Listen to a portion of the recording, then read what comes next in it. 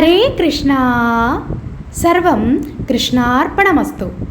ഇന്ന് നമ്മൾ കണ്ണൂരിലെ തലശ്ശേരിയിൽ നിന്നും ഒരു ടീച്ചർ അമ്മയുടെ കൃഷ്ണാനുഭവമാണ് കേട്ടോ പറയുന്നത്. അമ്മയോട് ഞാൻ അനുഭവങ്ങളെക്കുറിച്ച് ചോദിച്ചപ്പോൾ അമ്മ പറഞ്ഞത് അനുഭവങ്ങൾ ചെറുതായിട്ടുണ്ട്, അനുഭവമാണോ ആകസ്മികമാണോ എന്നറിയില്ല എന്ന്. പക്ഷേ ഞാൻ പറഞ്ഞു അമ്മോട്, അതെന്തായാലും പറയൂ അമ്മേ, കേൾക്കാൻ ഞങ്ങളെപ്പോലെയുള്ള ഒരുപാട് കൃഷ്ണഭക്തർ കാത്തിരിക്കുകയാണ്. അപ്പോൾ നമുക്ക് അമ്മയുടെ കഥയിലേക്ക് കടക്കാം. എൻ്റെ പേര് ലക്ഷ്മി, റിട്ടയർഡ് ടീച്ചറാണ്. 12 വർഷത്തിലധികമായിട്ട് ഗുരുവായൂർ പോയിട്ടുണ്ട്. 2017 ഞാനൊരു വീഴ്ച വീണു. അതിൽ നിന്നും മുക്തി ലഭിക്കുന്നതിന് മുന്നേ മറ്റൊരു വീഴ്ചയും. രണ്ടും ഒരേ കാലിന് പരിക്ക് പറ്റി.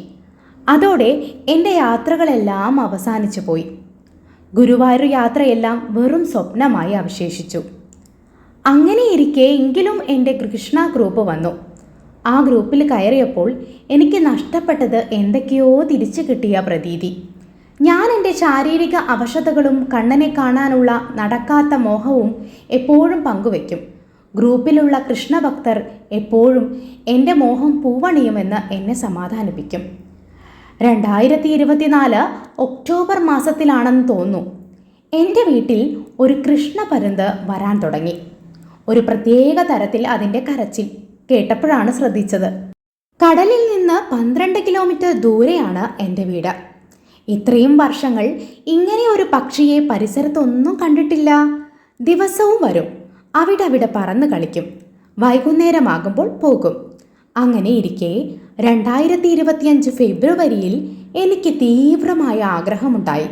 ഗുരുവായൂരിൽ പോയേ പറ്റൂ. വീട്ടിലാരും എനിക്ക് സപ്പോർട്ടില്ല. പലരെയും അന്വേഷിച്ചു. ഒടുവിൽ എൻ്റെ ഒരു സ്റ്റുഡൻറ്റും അവളുടെ ഹസ്ബൻഡും അമ്മയും വരാമെന്നേറ്റു. എൻ്റെ ഫ്രണ്ടിൻ്റെ മോളും ഉണ്ടായിരുന്നു. ഫെബ്രുവരി 27, 28 തീയതികളിൽ 2 കൃഷ്ണാട്ടം ബുക്ക് ചെയ്തു. ഇനിയും ചുരുക്കി പറയാം, ഓരോരുത്തരുടെയും അനുഭവങ്ങൾ കേൾക്കുമ്പോൾ ഭഗവാനെ എന്നെയും ഒന്ന് കടാക്ഷിക്കണേ എന്നുള്ളിൽ പ്രാർത്ഥിച്ചിരുന്നു.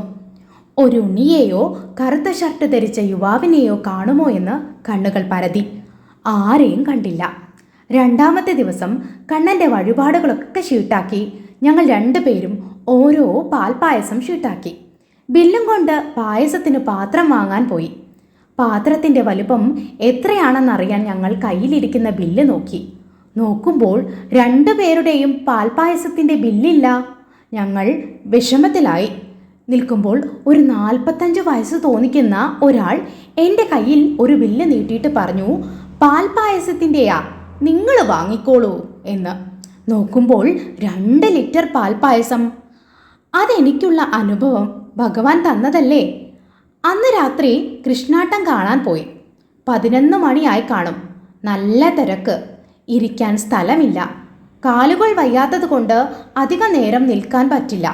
കൂടെയുള്ള ഷൈനയോട് ഞാൻ ചോദിച്ചു, എനിക്ക് 7 വർഷമായി നിലത്ത് അമർന്നിരിക്കാൻ പറ്റില്ല, എന്നെ ഇരിക്കാനും എഴുന്നേൽക്കാനും സഹായിക്കുമോ എന്ന്. അവളുടെ സഹായത്തോടെ വടക്കേ നടയിലെ വലിയ തൂണും ചാരിയിരുന്നു. ഇടയ്ക്കൊരു യുവാവ് വന്നു എൻ്റെ മുന്നിലായിട്ട് ഇരുന്നു. എന്നിട്ട് തിരിഞ്ഞു നോക്കി. ഞാനിവിടെ ഇരുന്നാൽ കുഴപ്പമുണ്ടോ എന്ന് ചോദിച്ചു. എനിക്ക് കാണാൻ പറ്റില്ലായിരുന്നു. കുറച്ചു കഴിഞ്ഞപ്പോൾ അയാൾ എഴുന്നേറ്റ് മാറിയിരുന്നു. കൃഷ്ണാട്ടം തീരാറാവുമ്പോൾ എനിക്ക് ആദിയായിരുന്നു.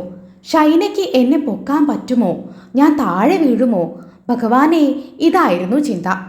ആട്ടം കഴിഞ്ഞ് എല്ലാവരും പോകാൻ തുടങ്ങി. ഞാൻ ദയനീയമായിട്ട് ഷൈനയുടെ മുഖത്തേക്ക് നോക്കി. അവൾ കുനിഞ്ഞു നിന്ന് എന്നെ പൊക്കാൻ തുടങ്ങിയതേ ഉള്ളൂ. അപ്പോഴുണ്ട് നേരത്തെ പറഞ്ഞ യുവാവ് ഓടി വന്നു എന്നെ തനിച്ചെടുത്ത് നിർത്തി.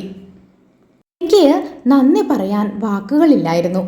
എനിക്ക് വേണ്ടിയല്ലേ ആ യുവാവിനെ അവിടെ ഇരുത്തിയതും എന്നെ തിരിഞ്ഞു നോക്കിയതും പിന്നെ മാറിയിരുന്നതും എഴുന്നേൽക്കാൻ സമയം ഓടി വന്ന് എടുത്തു നിർത്തിയതും.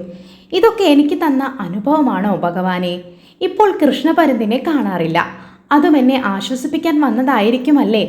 ഗുരുവായൂർ എവിടെയെങ്കിലും താമസിച്ച് ഭഗവാനെ കണ്ട് മരണം വരെ കഴിയാൻ ഭഗവാൻ ഇടയാക്കട്ടെ. ഹരേ കൃഷ്ണ. സർവം കൃഷ്ണാർപ്പണമസ്തു. ടീച്ചറമ്മയുടെ കഥ കേട്ടല്ലോ. ടീച്ചറമ്മയുടെ അനുഭവം, ടീച്ചറമ്മയുടെ വോയിസ് തന്നെ കേൾക്കാനായിരുന്നു ആഗ്രഹം. പക്ഷേ അമ്മ പറയാണ് ഞങ്ങൾ കണ്ണൂരുകാരായതുകൊണ്ട് എൻ്റെ ഭാഷ ഒട്ടും കൊള്ളില്ല എന്ന്. പക്ഷെ അങ്ങനെയൊന്നും ഇല്ല കേട്ടോ. ആ ഭാഷയിൽ അതിൻ്റെതായ മാധുര്യമുണ്ട്. അത് നമ്മളെ ഭക്തന്മാർക്കൊക്കെ മനസ്സിലാവുകയും ചെയ്യും. പക്ഷെ അമ്മ ഇത് കുറേ എഴുതി വെച്ചിട്ടാണ് എനിക്ക് അയച്ചു തന്നത്. അപ്പോൾ എന്തായാലും അമ്മയെ ബുദ്ധിമുട്ടിച്ചില്ല. ഭഗവാന്റെ അമ്മയോടുള്ള ആ കരുതൽ നോക്കൂ. എത്രത്തോളം സ്നേഹത്തോടെയാണ് ഭഗവാൻ തൻ്റെ ഭക്തരോട് കാരുണ്യം കാണിക്കുന്നത്. ഭഗവാൻ അമ്മയുടെ കൂടെ തന്നെ ഉണ്ടായിരുന്നു ആ യാത്രയിലുടനീളം എന്നുള്ളതാണ്. അപ്പോൾ അമ്മയുടെ കയ്യിൽ നിന്നും പായസത്തിന് ഷീട്ടാക്കിയ ബില്ല് ഇല്ല, നഷ്ടപ്പെട്ടു പോയി. പക്ഷേ വിഷമിച്ചിരിക്കുന്ന അമ്മയ്ക്ക് ഉടനെ തന്നെ 2 ലിറ്റർ പാൽപ്പായസത്തിൻ്റെ ഒരു ഷീട്ട് എത്തിച്ചു കൊടുക്കുകയാണ്. പിന്നെ കൃഷ്ണാട്ടൻ കാണാനും കൂട്ടിനിരിക്കുകയാണ്. അമ്മയ്ക്ക് എഴുന്നേൽക്കാൻ ബുദ്ധിമുട്ടാണെന്ന് അറിഞ്ഞുകൊണ്ട് തന്നെ കണ്ണൻ അവിടെ കാവലിരിക്കുകയാണ്. അമ്മ എണീക്കുമ്പോൾ, കൃഷ്ണാട്ടം കഴിഞ്ഞ് അമ്മ എണീക്കുമ്പോൾ അമ്മയെ ചേർത്ത് പിടിച്ച് എണീപ്പിക്കുകയാണ്. അപ്പോൾ ഭഗവാന്റെ ആ കാരുണ്യത്തിന് മുന്നിൽ നമ്മളിനി എന്ത് സമർപ്പിച്ചാലും മതിയാവില്ല. ആ ഭക്തി, നിർമ്മലമായ ഭക്തി മാത്രമാണ് അദ്ദേഹത്തിന് ആവശ്യമുള്ളൂ എന്നാണ്. ഭഗവാനെ മുറുകെ പിടിച്ചോളൂ. നമ്മുടെ എല്ലാ പ്രശ്നങ്ങളും അദ്ദേഹം മാറ്റിത്തരും. നമ്മുടെ എല്ലാ ദുഃഖങ്ങളെയും അദ്ദേഹം മാറ്റിത്തരും. ഭഗവാൻ ഉണ്ടെങ്കിൽ ദുഃഖങ്ങളില്ല, ആനന്ദമാണ്. കൃഷ്ണൻ എന്ന് പറയുന്നത് ആനന്ദമാണ്, ഭക്തി. ആ ഭക്തി രുചിക്കാൻ എല്ലാവർക്കും സാധിക്കട്ടെ. ആ ആനന്ദം അനുഭവിക്കാൻ, നിർമ്മലമായ ഭക്തി ഉണ്ടെങ്കിലേ ആ ആനന്ദം കിട്ടുള്ളൂ കേട്ടോ. ആ ആനന്ദം ലഭിക്കാൻ എല്ലാവർക്കും സാധിക്കട്ടെ. ഹരേ കൃഷ്ണ, സർവം കൃഷ്ണാർപ്പണമസ്തു. Radhe Radhe Radhe Shyam. Thank you. Channel ഇഷ്ടപ്പെട്ടെങ്കിൽ ഒന്ന് സബ്സ്ക്രൈബ് ചെയ്യണം, സപ്പോർട്ട് ചെയ്യണം. നിങ്ങളെ വിലപ്പെട്ട കമൻറ്റുകൾ താഴെ നൽകണം. ഇതെല്ലാമാണ് എൻ്റെ ചാനലിൻ്റെ മുന്നോട്ടുള്ള യാത്രയ്ക്ക് കരുത്തേക്കുന്നത്, എൻ്റെ മുന്നോട്ടുള്ള യാത്രയ്ക്ക് കരുത്തേക്കുന്നത്. അതുകൊണ്ട് താങ്ക് യു. ഹരേ കൃഷ്ണ, സർവം കൃഷ്ണാർപ്പണമസ്തു.